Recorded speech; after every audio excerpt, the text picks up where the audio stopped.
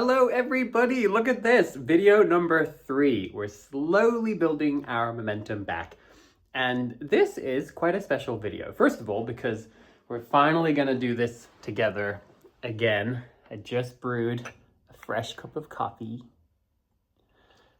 Oh, so nice. Hello, my lovely friends. Aww. This is also a very special video because many of you were asking for a bookshelf tour in my last apartment during January and February when I made so many videos. That was so fun hanging out with all of you, like so often. And despite my little break where I was not able to make stuff here on YouTube because I was struggling so much with all my housing instability and all the things happening in my life, I did still fulfill my promise and I did film the bookshelf tour. I didn't publish it here on YouTube at the time. This was filmed on April 20th, and that's when I published it over on Patreon. But it just didn't feel right to publish this out of nowhere, totally randomly here on YouTube without first explaining my absence. So now that we're back, now that we've got a couple videos, I think it's a good moment to finally share my bookshelf tour with you all. So please bear with me. It's a little bit long. I have so many books to share with you, but I really hope you enjoy it. And I've also got a couple of language learning topics that I thought about that I'm gonna try to make videos very soon. So yeah, I feel excited. We're slowly getting the momentum back. I'm very anxious because I only have housing until June 29th. So I really hope I can make the most of this and make some lovely videos for you all while I have a roof. And let's just hope that I figure something out after this. I just don't know if I'm gonna have a place to film. I'm just so tired of all this housing instability. But for now, we're here. So let's make the most of it. Let's have some nice coffee together and enjoy a beautiful bookshelf tour. Cheers.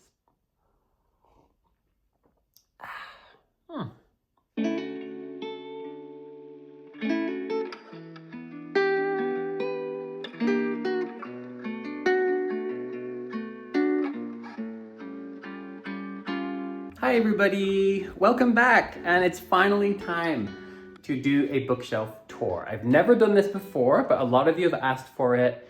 And I have always wanted to do this kind of thing. So bear with me, it's my first time, and there's a lot of stuff here, so I might have to sort of go through things pretty quickly, because I don't know how long this type of video should be, but hopefully you still enjoy it, and hopefully it gives you a beautiful window into my little world. Okay, so we're gonna look through my main bookshelf in detail. This stack of books are things that would typically be on my coffee table or inside the coffee table or just placed around my home. And then at the end, we'll have a quick look at some stuff in my bedroom as well. So in general, I always like to organize my bookshelf into sections. And for many, many years, that always starts with my foreign language novels. And so we're gonna take a look at that. And as you can see, I do like to sort of stage certain books or have little ornaments, and we'll take a look at those as well. I have to start, of course, with my collection of French novels. These are all books that I have owned for a very, very long time. These are probably some of the books that have traveled around the world with me the most. I have had a lot of times when I had all my belongings in a tiny suitcase and somehow still kept these books amongst those things. You can see like this originally was a very beautiful red, and it is completely discolored on the spine. Yeah, these books are so special. I could talk to you forever about just how special each one of these is, but that'll have to be, I guess, its own video in the future. But yeah, absolutely love these books. And sticking on the language section of the shelves, we have a couple of books here in Spanish, and you're gonna recognize a bunch of these books from our multilingual book clubs in the past. So that's one of the ones we did. In fact, that was the first book I selected for the multilingual book club, La Sombra del Viento. And then these two books here are in Portuguese. This one is in Swedish.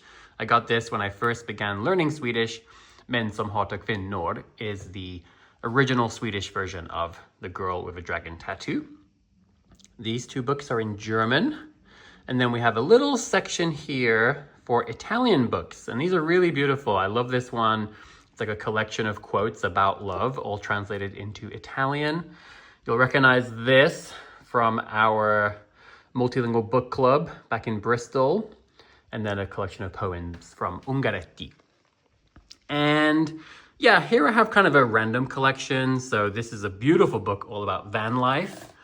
And, you know, some books about interior design and small, simple, but beautiful living. And then finally, for the language stuff, we come to this section, which is like Chinese character-based languages. So primarily, these are all in Mandarin. And I just love these books. Some really beautiful pieces here. This is like an illustrated book about togetherness, which is a topic I love. And yeah, just some really special collections of things here. And then these two are in Japanese. These are the two books I have from my old collection. I do have a bunch of other novels in Japanese, but they've been stored away in my dad's place in North Carolina for many years. And I've tried so many times to get them back. Still unsuccessful. So hopefully one day they will rejoin the bookshelf.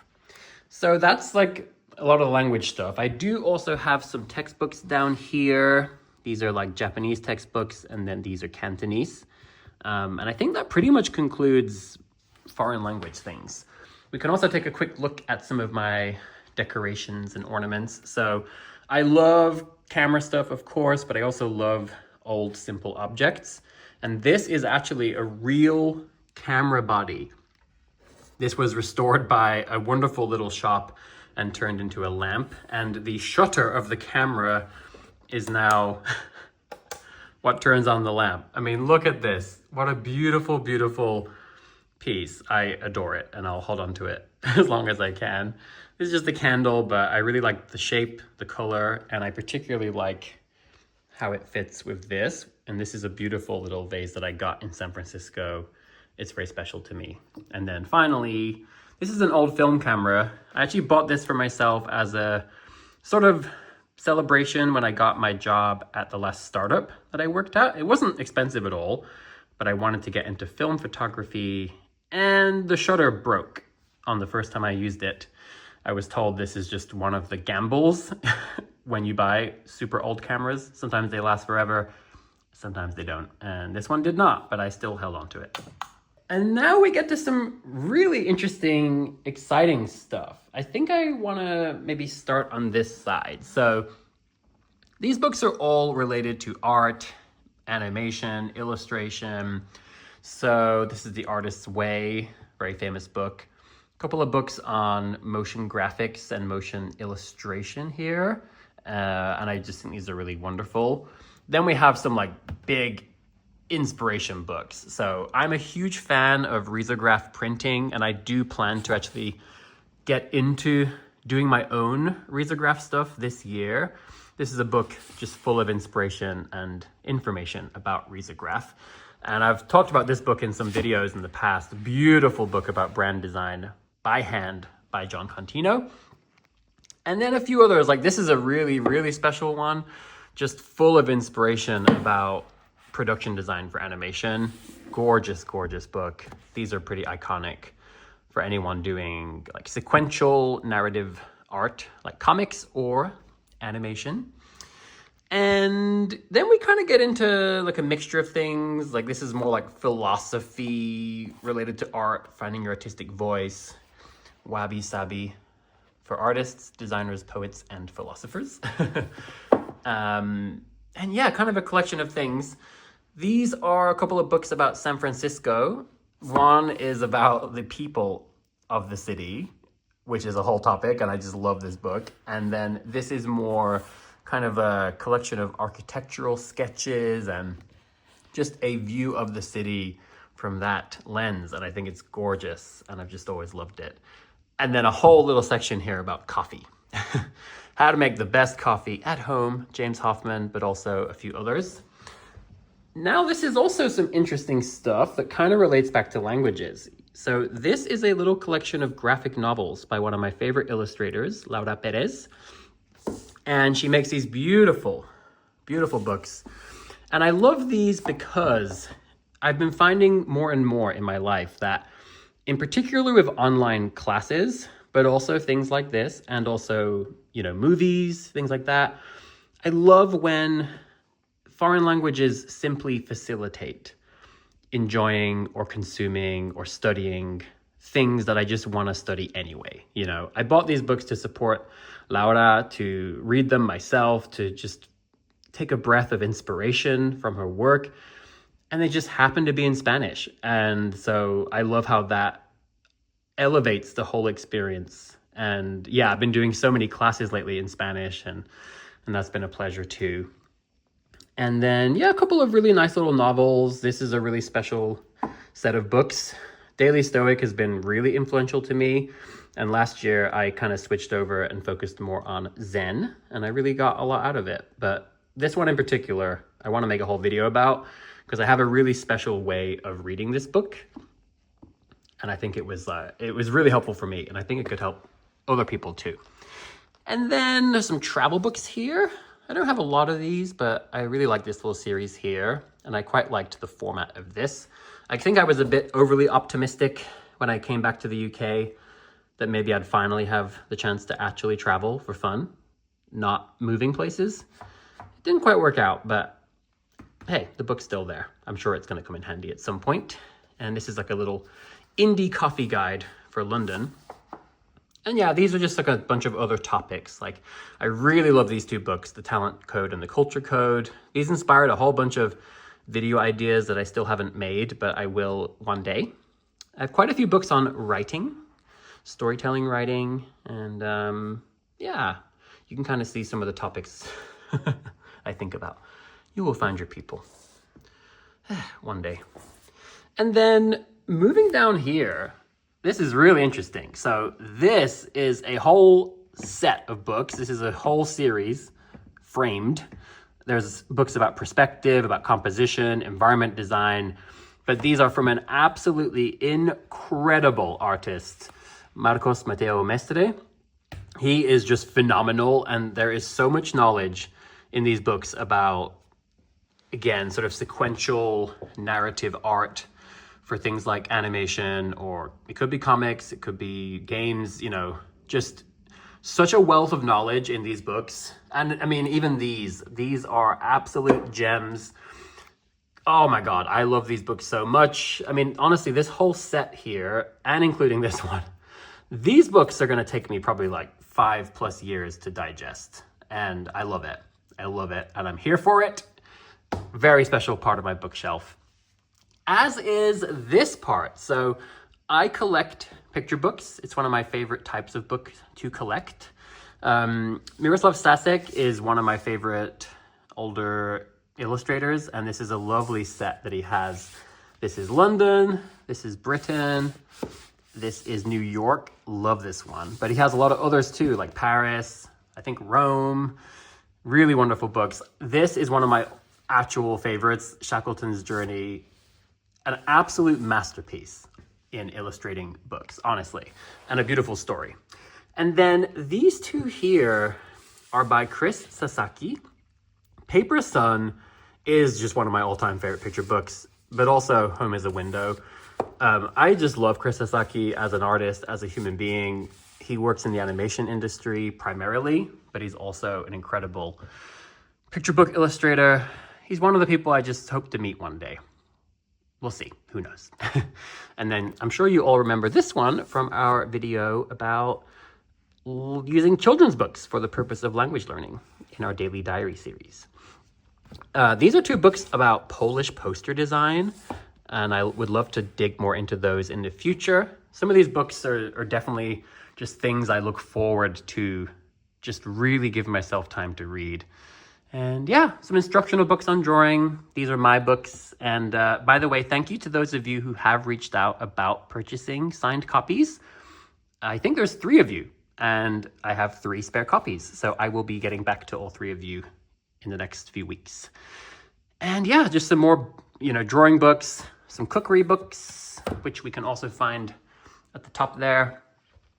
And then, yeah, this is a whole series of coffee magazines. So primarily, I've been collecting these for a very long time.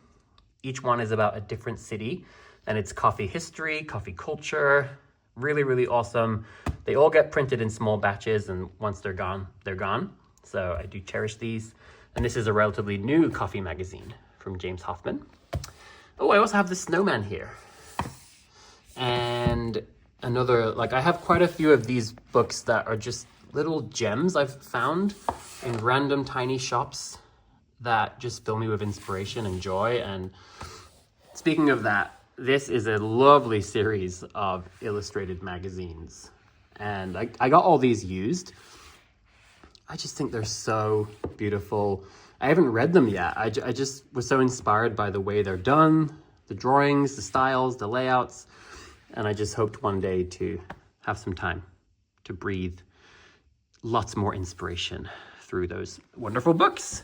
So that's a lot of what I have here. Book about boba. Another cookery book all about food from Taiwan. I adore this book, The Joy of Small Things. It's similar to a book I have been writing myself for a long time.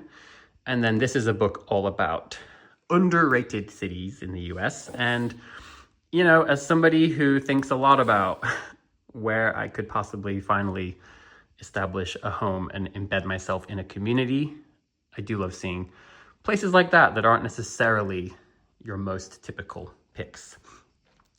And now we move to a really exciting selection of books for me. I don't know if they'll be exciting for you, but my favorite animated series and franchise is Avatar: The Last Airbender and Legend of Korra. I love this show so much, and it means a lot to me. And I just adore these picture books because not only do you get to see the art, but you also get to see the entire journey they went through creating the show. You get to see really early sketches. You get to see expression and gesture sheets. And I mean, take a look at some of this stuff. Early designs of Aang. And this is actually how they looked at the very, very start. That's Appa. Isn't that crazy? So yeah, I love these books. I love them so much. I study them, and I have shared in one of my recent YouTube videos that I'm actually doing a huge project where I'm studying the art style and the animation, and I'm designing my own scenes that are designed to sort of belong to this world, just for the purpose of studying it and learning as much as I possibly can from these masterpieces. And along with the art books, I have a few others. Like, this is a series called Furikuri that a lot of my favorite animators have talked about being an inspiration for them. And then this is Samurai Champloo. Super cool series, and I particularly loved the art and the animation in this series. So I do really enjoy collecting these kind of books. And then we get to The Illusion of Life, one of the most iconic books in all of animation. And I have read some of this, and I just always look forward to spending so much more time reading through it in the coming years. And yeah, just some more art instructional books over here. And that kind of does it for this whole section, except of course this beautiful book. Oh my God, I love this so much. I usually have it by my bed, and I like to read at least one page before I go to sleep. Take a look at this. Oh my God. And how topical, how perfect for the current moment. It's going to get better. And right before I let you go, I'll just show you one last little corner. So I actually was really proud of how I set this corner of my room up. It looked a lot nicer when there was still a nice leaning desk there with all my art supplies. But yeah, I absolutely love this illustrated map. I've talked quite a bit about the one by my coffee station, but I have this one as well. And yeah, I just thought this was a really nice way to use this little space here.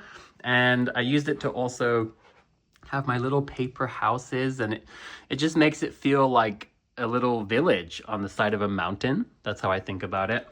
So this is a series of books from Austin Kleon. This one is very famous, Steal Like an Artist. And this is actually one more book that language enthusiasts would love. It's basically an illustrated book that is a collection of really lovely words in different languages. And so I just thought it was beautifully done, beautifully illustrated, a perfect combination for me. A very, very nice photo book of San Francisco. As you all know, I just love this place. I love it so much. I've missed it every single day. And I haven't really opened this book, honestly, because it's just so nostalgic. It almost feels like I just have to wait for the right time, but I think it's a beautiful piece to have on my shelf. And then this is kind of an interesting little collection.